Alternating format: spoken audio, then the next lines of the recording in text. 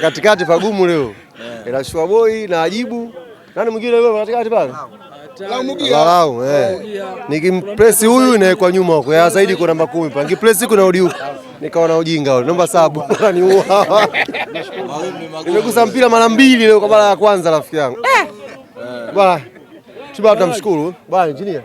Pia maneno kidogo viongozi kwa nakusubiri kidogo. Tupige maneno. Mimi bwana kwanza nikushukuru Wali. Timu yako ya mtaani. Leo nimekuja kushiriki hapa Sinza Stars. Hii timu bwana, kuna mwanangu mmoja akacheza hapa muda mrefu sana. Alafu baadaye akaja kuwa kama mdhamini, akawa na support team.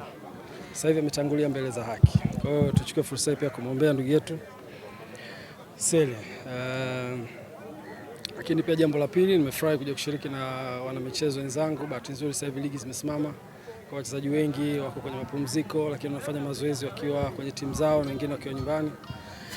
Lakini pia napata nafasi ya kucheza na wachezaji wakubwa katika tasnia ya football, kina Shua Boy, kina Zaid. Wachezaji ambao wamecheza kwenye level ya juu kabisa, lakini muda kama huu wanashiriki na wenzao kwenye mazoezi ya mitaani. Kwa hiyo ni faraja kubwa, lakini pia wanahabari na nyewe pia mnashiriki kwa sababu haya ndio maisha yenu ya sports kila siku. Nawashukuru sana. Ukiachilia mbali zile timu kubwa ambazo mnazisupport, lakini wote mko connected na football kwenye root wanasema, kwenye mizizi. Na maeneo kama haya ndio unaweza kupata ile ladha ya mpira yenyewe na support ya ukweli kutoka kwenye vilabu vyetu vya mitaani. Na sisi kama viongozi tunatakiwa pia tushiriki, ndio community yetu ya football. Kwa hiyo nawashukuru sana wanahabari ambao pia mko hapa, na nitakuwa pia na support kidogo kwenye timu ya Sinza Stars ambayo hapa ndio maskani kwake. Kuna support ambayo nitaitoa, nafikiri hiyo moja kwa moja nitawapa wenyewe kwa ajili ya kuhamasisha. Najua wako watu ambao wanabeba gharama za mipira yetu ya mitaani bila kuwa na sponsorship, na wakati mwingine wanatoa pesa zao za mfukoni kwa ajili ya kusupport. Kwa hiyo na sisi pia tuna haja kusupport. Msaada wangu mkubwa utakuwa ni jinsi gani nitawasupport kwenye vifaa vya kufanyia mazoezi, mipira, jezi na vitu vingine. Lakini pia kuona jinsi gani hata uwanja kidogo tunaweza tukasupport kwenye marekebisho kidogo. Hayo ni machache, lakini nawashukuru sana. Leo nimeweka chuma 2 hapa hali. Chuma 2. Na moja liko la 3 niko naondoke na mpira hapa. Offside. 7 nasema kidogo referee makini. Na nimependa hapa leo referee amechezesha ni mtoto wa miaka 16. Na anaweza control tempo ya Premier League players, na national team players. Huyo dogo amana kabisa. Miaka 16, na katika hali ya kawaida amechezesha mpira huu bila kuwa na full support ya linesman wote wawili, na ameweza control mpira vizuri. Ile ya kwangu ile kwa referee mwingine ile asingeweka offside ile.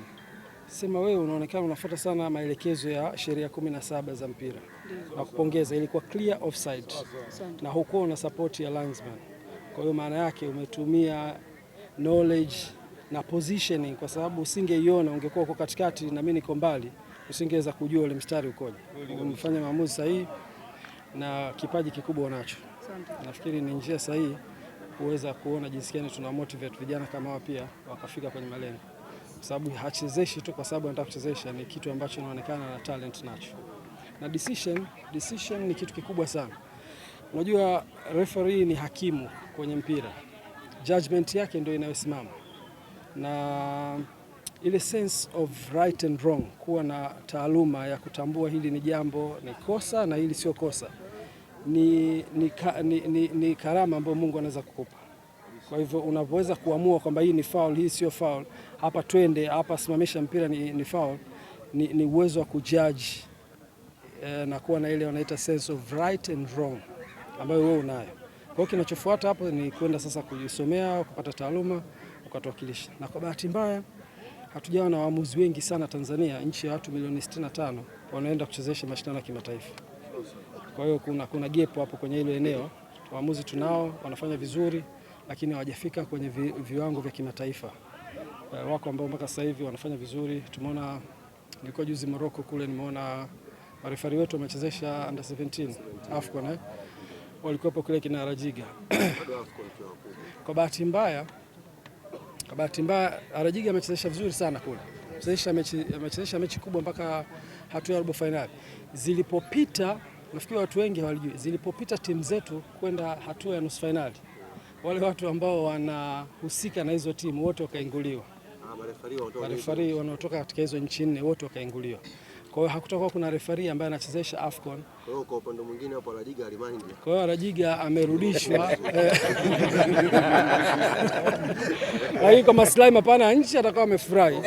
Sawa, lakini waliondolewa wale wote ambao timu zao zilikuwa zimeshafika kwenye hiyo hatua. Kwa hiyo wako marefari ambao pia wanafanya vizuri, tuwapongeze. Lakini this is the new generation. Si ndivyo?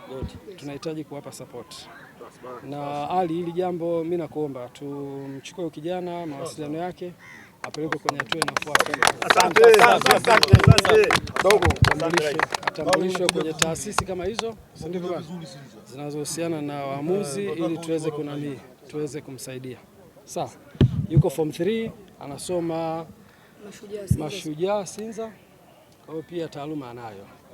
Tunahitaji watu ambao wanaweza communicate, jifunze Kifaransa, Kiingereza, si ndivyo? Napenda kumpa nani kidogo. Ndio wangu. Yaani wewe ni refu mkubwa. Safi. Mimi naitwa Baba Rabiat, tunakupenda. Yaani umefanya vizuri.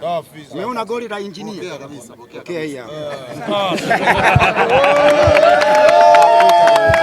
Nashukuru jamani. Asante sana.